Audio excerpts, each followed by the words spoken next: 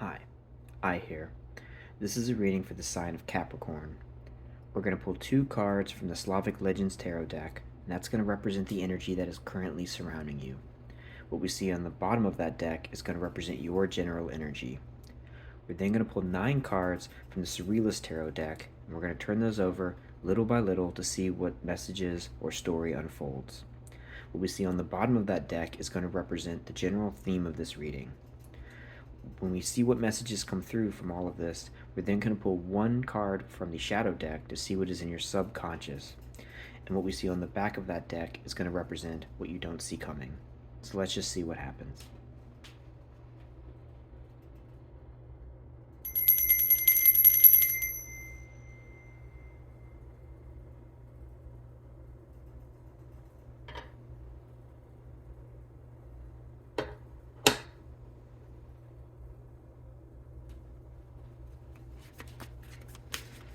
Okay, so we are tuning into, trying to understand and align with the sign of Capricorn today.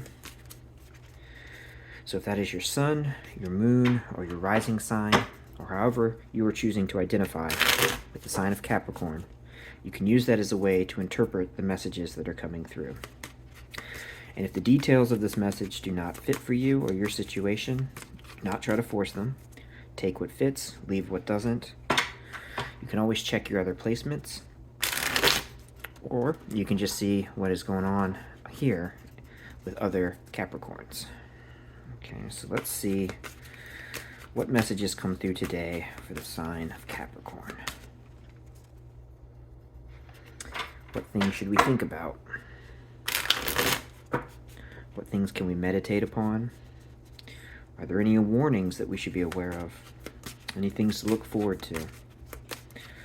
Let's just see what messages come through today for the sign of Capricorn. Okay, so we're going to pull 2 cards from this deck, and that is going to represent what is currently surrounding you.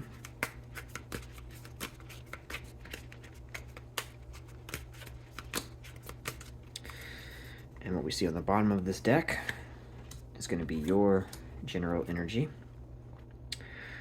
So we see the 8 of Swords, feeling trapped, feeling stuck, blinded by our thoughts, imprisoned. Although we are able to escape, these swords are supposed to form a gate around whoever this is channeling. But you can see here that you're not really trapped. This is not a cage that you're really stuck in. What's really holding you back are your own thoughts. You're blinded by your thoughts. So let's get a sense of what's going on around you while this is happening. The 2 of Cups and the Page of Cups. Interesting. So perhaps you're blinded by your thoughts that are keeping you from seeing the love that is really around you. The 2 of Cups is quite literally the cup of love. This is the card of union. This is the card of sharing in an emotional feeling or situation, coming into union with other people. And the Page of Cups is the bearer of the pure water energy. He is the person who comes in and sends this pure, untapped into potential of watery emotional energy and brings it into the world. So with these 2 cards on either side of you, you're surrounded by love.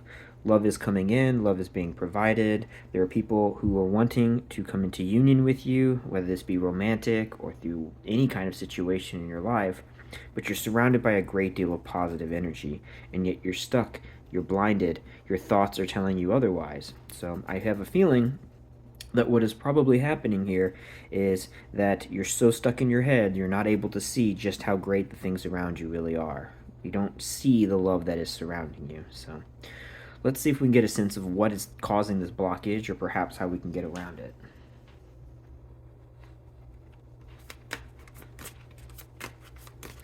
So we're going to pull 9 cards from this. This is the Surrealist Tarot deck. It is my newest deck, and I'm still getting the hang of reading from it, but I've really enjoyed it.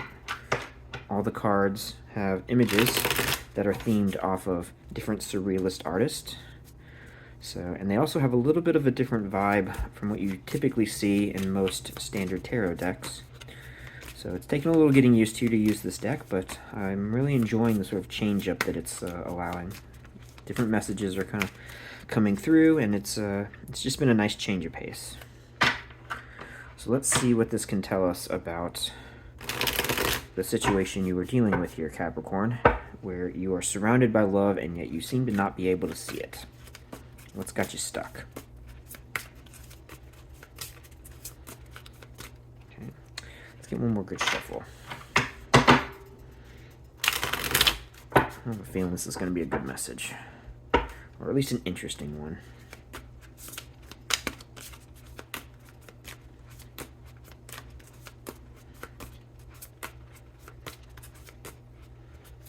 Okay, let's see what we have. So we'll pull 9 cards.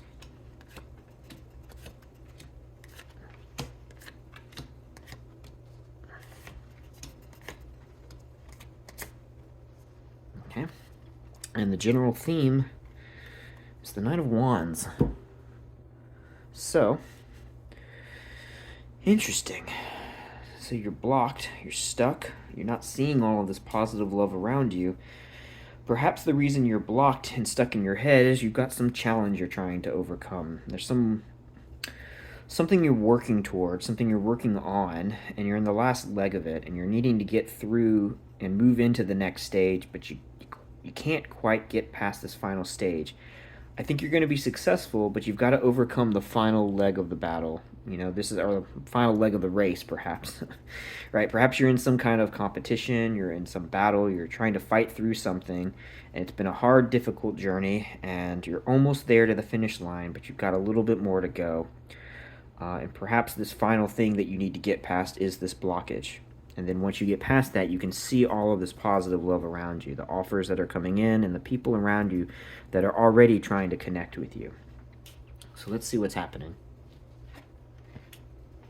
Fool. Nice place to start. Starting with 0 in the major arcana. Open to whatever happens, you know, just pure, uncontrolled air energy, just, you know, moving through life without any expectations, without any agendas, without anything really pulling you in one direction or another, just open to whatever life presents you, to a naive level, really. I think this is the beginning of whatever this Nine of Wands situation is for you. So I think this is saying that I don't think you were always blind. I don't think you were always stuck in your head. I think this is something you've been brought into through whatever situations you've been dealing with, whatever circumstances have been weighing on you. That's what's pulling you from the Fool energy to the Eight of Swords. And we got to get past that if we want to complete the Nine of Wands and get to the full complete 10. So let's see where this takes us. The World and Death. Interesting. So whatever is going on in your life, you are throwing yourself into the next stage, or have thrown yourself into whatever is ahead. You're open to new opportunities, and we have the two extremes, the Fool and the World. And the major arcana, that's the beginning and the end. That's the setting out and the final completion when all things become one at the level of the universe. So interesting. And with death over here on the side, it really feels like maybe this is a reflection. Perhaps you're looking at your entire life and your entire situation that you've been through up to this point, and this is the alpha omega sort of, you know, playing out in front of you. Perhaps the Eight of Swords energy is you stuck in your mind looking over everywhere that you've been.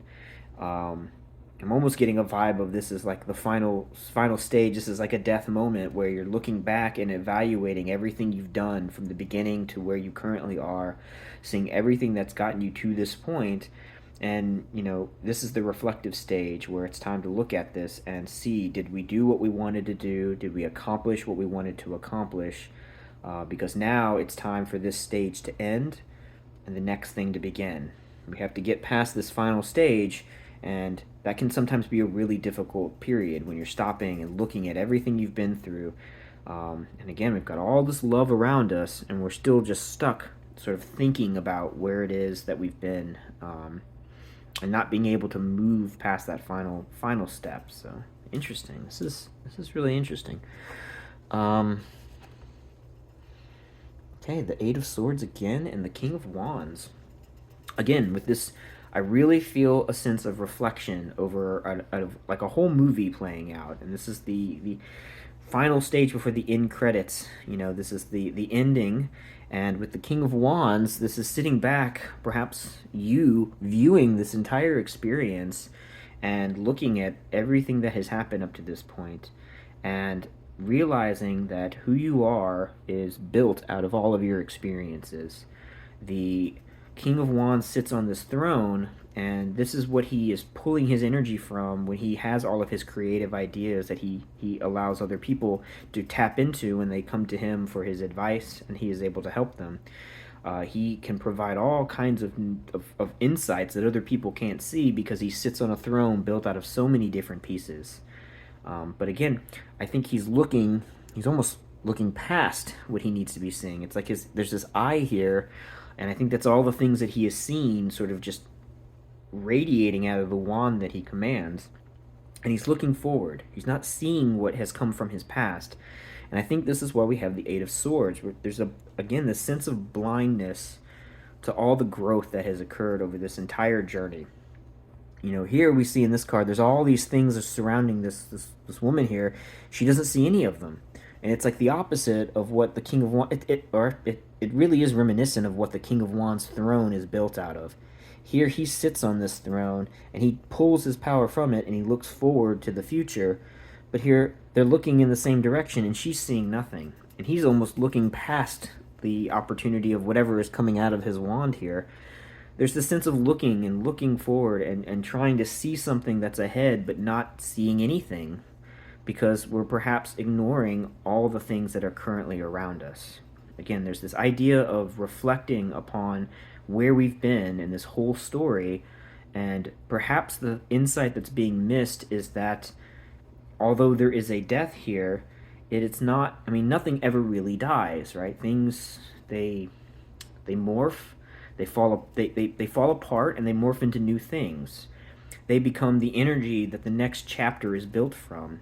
And so all of these things that are surrounding all of these people that they're not seeing, that's what needs to be tapped into, I think, in order to move on to whatever is next. That's the final stage of this process, is tapping into this energy and sucking in all the power from all the things that have happened to us, all the things we've experienced, and really pulling from them that you know, like a plant pulling water from the earth in order to grow into something new. It's pulling nutrients from the manure of things that have died. It's pulling things from the soil of what has come from the past. And this is a process that has to happen, but we need to make sure that we understand that we can still gain from this thing, that although stuff is falling away, the final stage of something falling away is taking from it and moving into the next thing. I'm really curious what this will be. And yeah, the King of Swords. So that's actually what the King of Wands is looking at, is the King of Swords, the hard truths, the insights that come from these painful experiences. He knows that he grows and sits upon this throne of all the things that have happened in the past. But with that comes the hard reality of facing painful things that have been a part of your life or whoever this message is for. There's a sense in this King of Swords of real difficult truths that have to be faced. And the King of Wands sees through them, but this poor woman here cannot see through them. She has turned her back on this, and that's what's happening here with the Eight of Swords, is looking away from the difficulties rather than focusing in on those painful endings, those painful losses, and realizing that that is a source of growth to move forward from. Yeah, I think facing hard realities is really the message that's coming through here. Looking back at everything that's happened and realizing both the good and the bad is something that you can pull from in order to grow and become more in tune with the positive love energy that is always around you, regardless of whether you're tapping into it or not. Eight of Pentacles and the Ace of Pentacles. Oh, there's the earth energy right here at the bottom, right? As I was saying, there's a sense of growth that needs to come from all of this. So with the Ace of Pentacles, this is the pure earth energy. This is the pure potential of what can be formed in this reality. And the Eight of Pentacles is the card of putting in the work to actually do this building. This is the card where you go through the difficult details and take the time to learn the lessons so you can craft the things you want to craft. This is the completely unrefined earth energy, and this is the meticulously refined earth energy. And again, this is surrounding this person here that's trapped. There's love surrounding everything, but there's also a shell of this sort of earthy world that is being inhabited, in which you can use all of the love that is outside you and within you to carve a better future. But that takes work. And I think the work that is coming through with the rest of these cards, this final leg, is coming to terms with a very difficult, painful experience, some kind of loss or death or ending that comes from looking at some long history that has played out, that has now come to an end, and trying to realize that the difficult, painful reality of this situation is that we cannot turn our backs to these things. We have to look towards them, take this blindfold off, and really get in touch with what it is that we've been through and what we've done, because there's both good and bad that comes from this experience.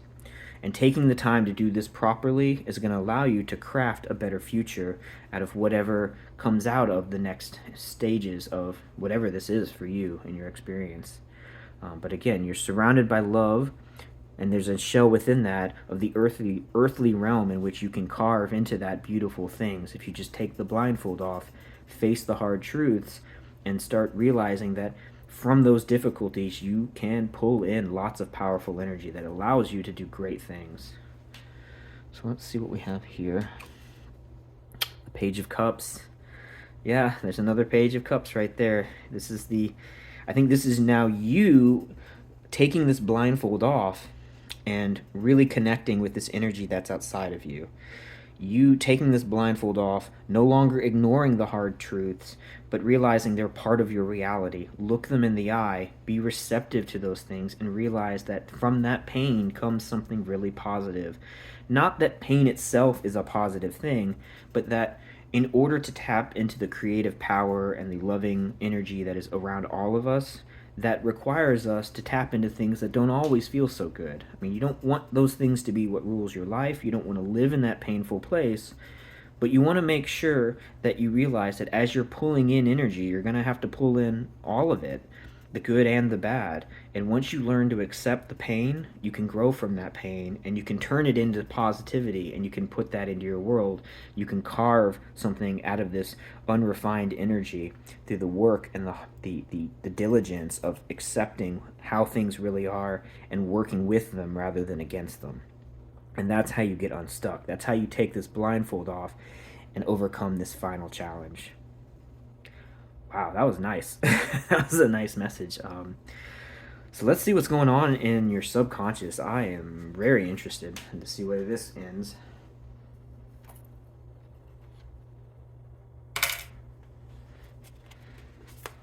Okay, so let's pull a card from the shadow deck. I feel a lot of this reading really is shadow work at some level, right? This is really tapping into the painful parts of reality, really tapping into all the losses that have occurred in your life. We had the beginning and the end and the death of all that's happened up to this point, and transforming that into something new. And what a fantastic reading for Capricorn too. Really tap into that earthy energy, the good and the bad, and building something positive out of it and growing from it. That's very Capricorn of you. All right, so let's see. How do we finish this off? What's going on in your subconscious?